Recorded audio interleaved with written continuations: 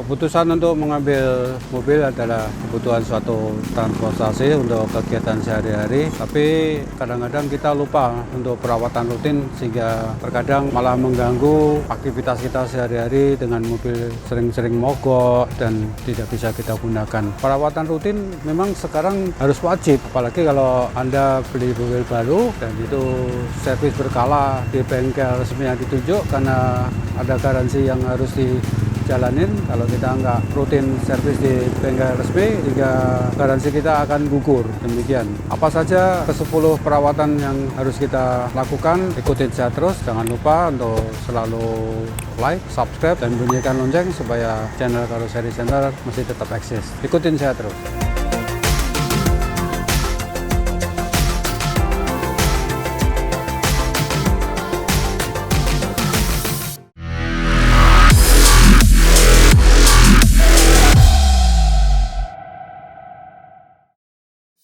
Melakukan perawatan mobil adalah suatu kewajiban atau yang diharuskan untuk sahabat Karoseri Center, karena dengan perawatan mobil kita tidak ada rasa khawatir, apalagi kalau mobil kita mobil bekas ya. Jadi karena faktor usia yang sudah terlalu lama atau sudah terlalu tua atau yang sudah tua, itu sangat-sangat diperlukan untuk perawatan secara rutin, karena di samping kita juga tidak khawatir, kita pun juga akan nyaman kalau kita memakai kendaraan itu sendiri.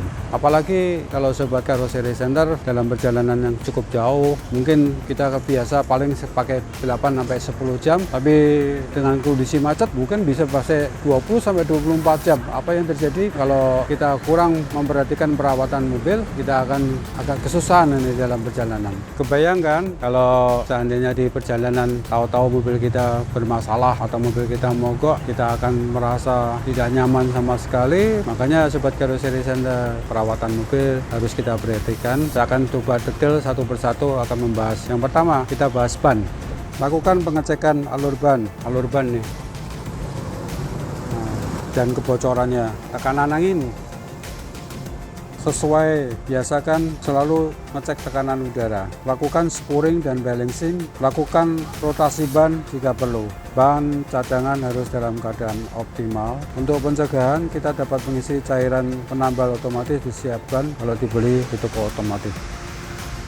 Perawatan yang kedua sobat Karoseri Center adalah masalah rem. Pengecekan oli rem untuk jumlah oli dan kelayakan pakai olinya. Pengecekan kampas rem nanti akan kita bahas kembali, harus dengan tenaga ahli.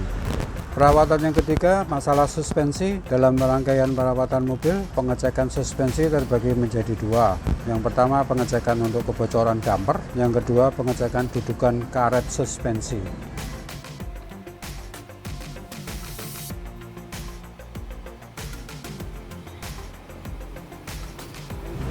Sobat Karoseri Center, tip yang keempat adalah oli mesin. Saat perawatan mobil dilakukan, oli harus diganti dengan oli yang berkualitas tinggi dan tahan panas. Karena dengan kondisi macet, otomatis mesin akan menjadi panas. Oli yang berkualitas rendah akan lebih mudah menguap dan rusak kadar olinya. Di pagi hari, Sobat Karoseri Center, kita juga harus sering ngecek. Nah, ini oli dipstick oli mesin ya. Usahakan selalu di antara lingkaran ini dengan ini. Kalau ini oli transmisi.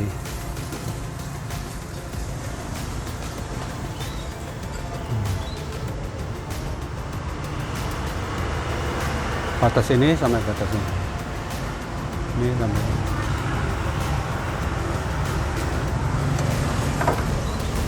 Tip yang kelima, salah satu rangkaian dari perawatan mobil adalah tune up. Untuk mobil modern, lebih ke proses pembersihan sistem pembakaran mobil Sobat Karoseri Center, baik diesel maupun bensin, keduanya membutuhkan tune up secara berkala. Tune up dapat mengembalikan tenaga mesin yang hilang karena pembakaran yang tidak efisien, menghilangkan menggelitik pada mesin bensin, dan mengurangi asap hitam pada mesin diesel, sehingga ketika bepergian jauh konsumsi BBM Sahabat Karoseri Center tidak boros. Untuk mobil ber-BBM bensin biasa kita lakukan dengan cara carbon cleaner. Untuk mobil yang ber-BBM diesel bisa kita lakukan dengan purging atau injektor cleaner. Demikian Sobat Karoseri Center.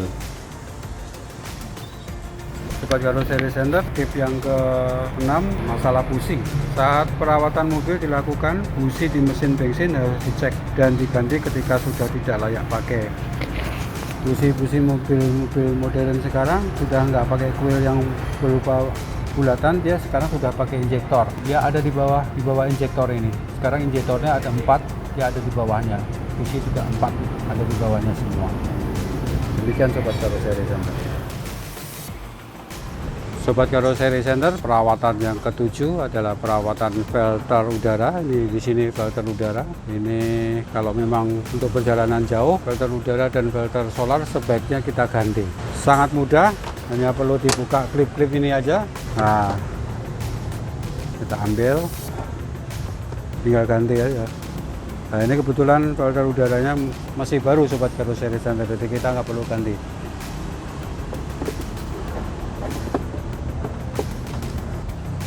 Ini filter solar.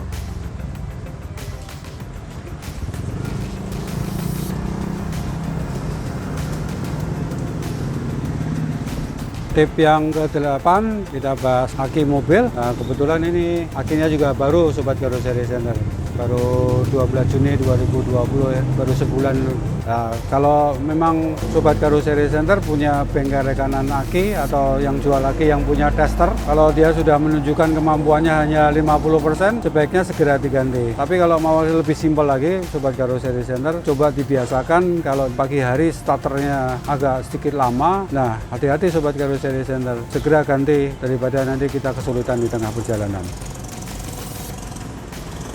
Sobat Karoseri Center, tip yang ke-9 adalah masalah AC. AC adalah sekarang suatu kebutuhan pokok ya, dimana kalau kita terjebak macet, kita maupun keluarga kita tidak akan merasa kepanasan. Jadi AC sekarang ini sebagai kebutuhan pokok. Untuk perawatan AC, minimal kita nomor 1 yang paling simpel untuk kita bahas, filter AC kalau memang kotor jangan dibersihkan tapi langsung ganti aja, karena harga filter AC tidak begitu mahal. Dan untuk perawatan yang lain-lainnya seperti pembersihan cooling coil, di channel kita sudah pernah kita bahas masalah pembersihan cooling coil yang mandiri, kita bisa bersihkan sendiri dengan hanya beli 1 can, kita bisa bersihkan AC-nya. Sobat Karoseri Center nanti bisa cari di channel Karoseri Center yang untuk perawatan atau pembersihan AC lewat lover AC.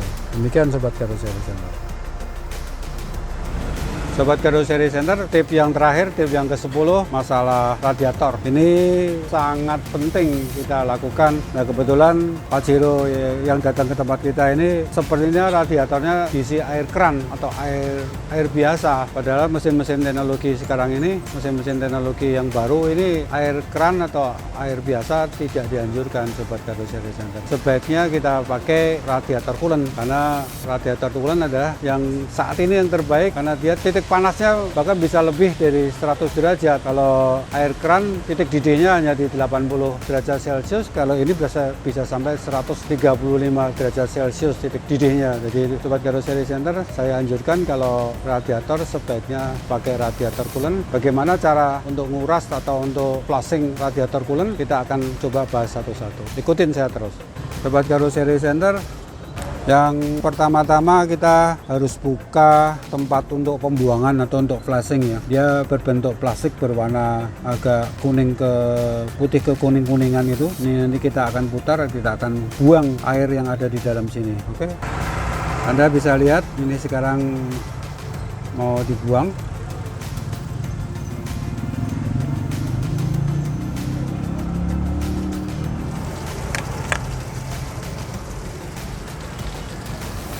Sudah kebuang semua nih Sobat Karoseri Center.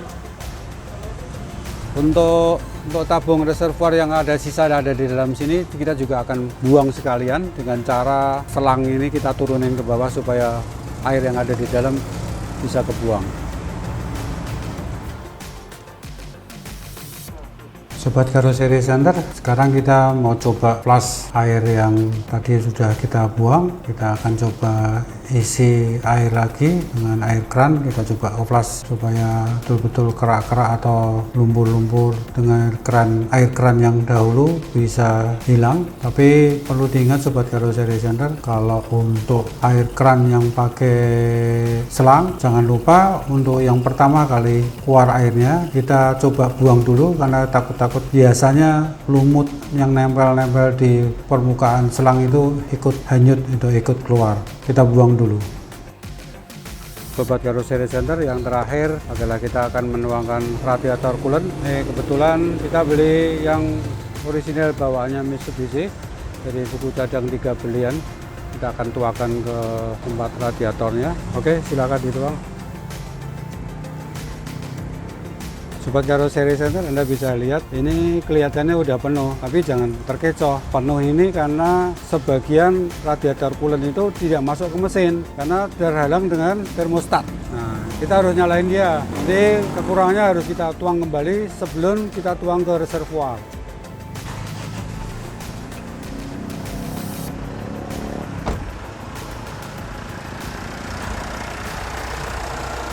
Nah, sekarang tadi kita udah isi penuh radiator, kita sekarang isi di tangki cadangannya radiator. Nah, di sini ada petunjuknya nih. Ini di sini tulisan low dan di sini tulisan full. Nah, Sobat Karoseri Center, kalau ngisi cukup di full aja, jangan sampai lebih dari full. Kalau low harus diisi memang, tapi kalau udah sampai di full, udah kita berhenti. Ya, cukup lebih dikit-dikit nggak apa-apa.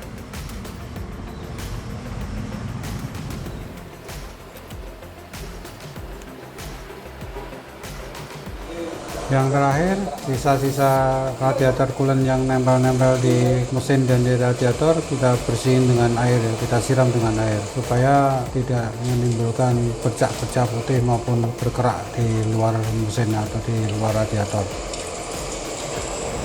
Sobat Karoseri Center, Anda sudah menyaksikan, Anda sudah melihat 10 tip yang kita bahas hari ini, dan yang terakhir tadi masalah radiator yang dulunya air keran kita ganti dengan radiator coolant. Semoga bisa lebih bermanfaat buat Sobat Karoseri Center. Jangan lupa untuk selalu like, subscribe, dan bunyikan lonceng. Terima kasih.